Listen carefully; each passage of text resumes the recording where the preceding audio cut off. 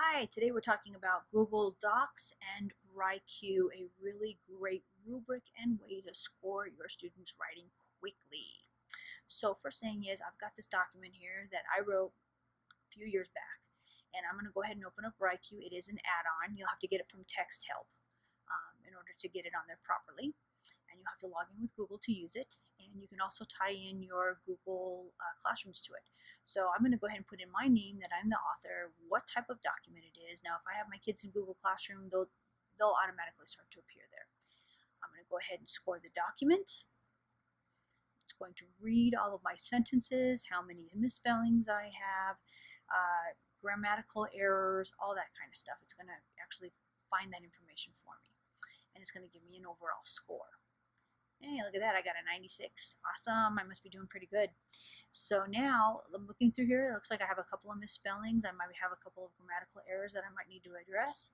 And I'm going to go ahead and click Next.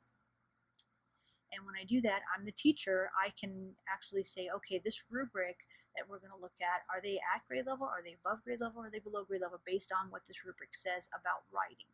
So I click accordingly. There's 4 different categories.